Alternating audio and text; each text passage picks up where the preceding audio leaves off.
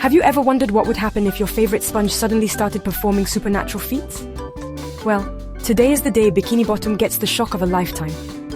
Deep in the underwater city of Bikini Bottom, something unbelievable was about to unfold. SpongeBob SquarePants woke up feeling a surge of energy. He felt tingly, powerful, and unstoppable. No weird Krabby Patty, no lightning storm, just pure, mysterious superpower. As he leapt out of bed, SpongeBob didn't just land, he soared straight up, hovering near the ceiling. He was flying. But that was just the beginning. He zipped around his pineapple house at lightning speed, leaving a blur behind him.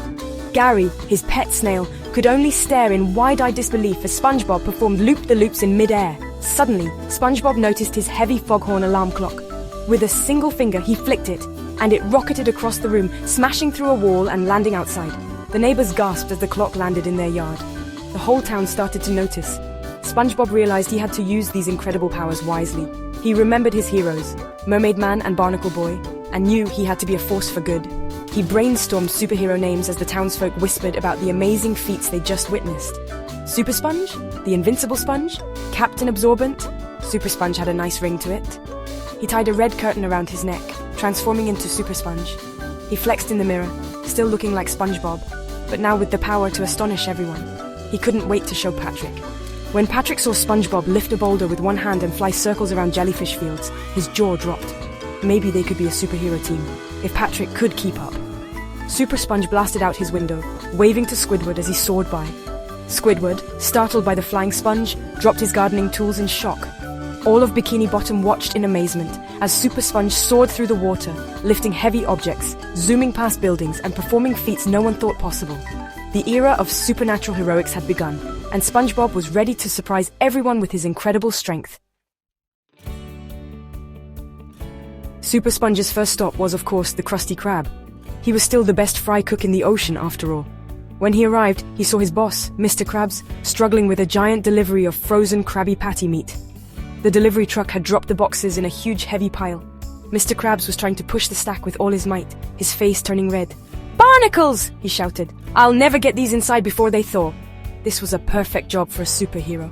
SpongeBob floated down, his cape swishing behind him, and landed right next to the pile of boxes. "Don't worry, Mr. Krabs," SpongeBob announced with a cheerful voice. "I can help with that." Before Mr. Krabs could even ask how, SpongeBob easily lifted the entire stack of boxes. It felt as light as a feather to him. He floated into the kitchen and gently placed the boxes in the freezer. Mr. Krabs' eyes turned into dollar signs. He couldn't believe it. He thought about all the money he could save on delivery fees and hiring extra help. He imagined SpongeBob lifting the entire Krusty Krab and moving it to a better location with more customers. The possibilities were endless. Inside the kitchen, Squidward was having his own problems. The pickle jar was stuck. He was twisting and turning the lid, but it wouldn't budge. He grunted and groaned, but nothing worked. "SpongeBob, you idiot. Don't just stand there floating. Help me with this jar," he yelled. SpongeBob flew over and took the jar. "Sure thing, pal," he said. He gave the lid a tiny, gentle twist. The lid came right off. Unfortunately, SpongeBob still wasn't used to his super strength. The lid flew across the room and hit Squidward right on the head. Oops. Being a superhero was harder than it looked. SpongeBob spent the rest of his shift being the most efficient fry cook ever. He could flip 100 patties at once, flying back and forth between the grill and the serving window. The customers got their food faster than ever before. He even helped clean the entire restaurant in less than a minute, zipping around with a mop and bucket. Mr. Krabs was thrilled, even though Squidward was still grumbling about the pickle jar incident. SpongeBob felt great.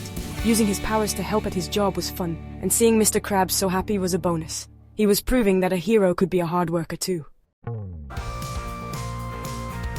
Later that day, SpongeBob heard a cry for help. It was his best friend, Patrick Star. Patrick was trying to open a can of peanut butter, but he had glued his hands to the can. He was stuck. "SpongeBob, help me!" Patrick cried. "I'm stuck to my snack!"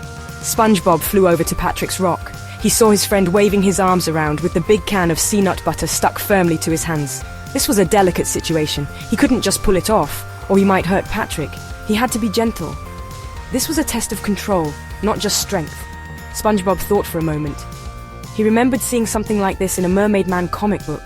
He used his super speed to zip over to Sandy Cheeks' tree dome. He quickly borrowed a bottle of special extra slippery soap.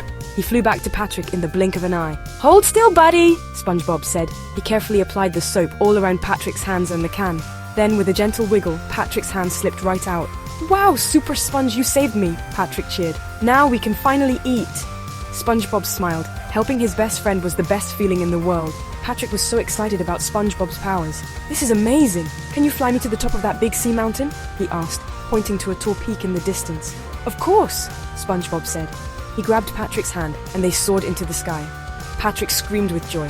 His arms spread out like a starfish airplane. They flew all around Bikini Bottom, waving to everyone below. They saw Sandy working on a new invention and waved. They saw Plankton trying to sneak into the Krusty Krab and flew down to scare him away. Being a superhero with your best friend was the ultimate adventure. Their fun was interrupted by another problem. Mrs. Puff's boating school was in trouble. A giant anchor from a ship on the surface had fallen right on top of the school, trapping everyone inside. Mrs. Puff was panicking, and all her students were scared. "Don't worry, everyone," SpongeBob shouted as he and Patrick landed. He flew up to the giant anchor. It was bigger than anything he had lifted before. He took a deep breath, grabbed the anchor with both hands, and lifted. With a mighty heave, he threw the giant anchor far away, where it landed harmlessly in an empty field. Everyone cheered for Super Sponge. All of SpongeBob's friends were amazed.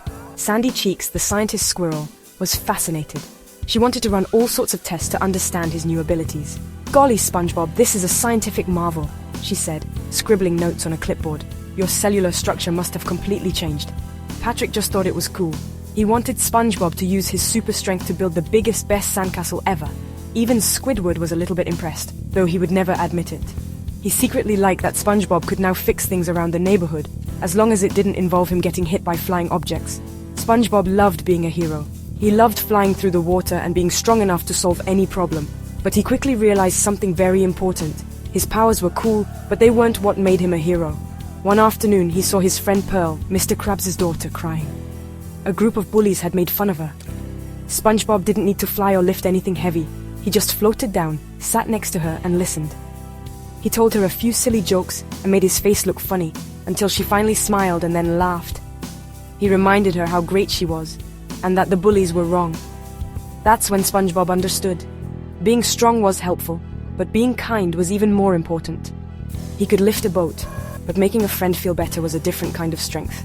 His real superpower had always been his big heart. He was always there for his friends, whether they were stuck to a can or just feeling sad. His new abilities just gave him new ways to show how much he cared.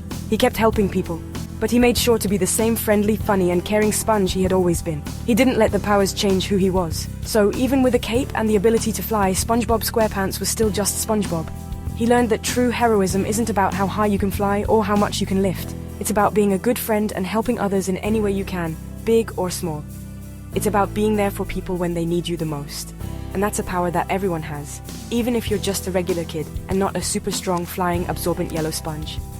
Being a hero is all about the good you do for others.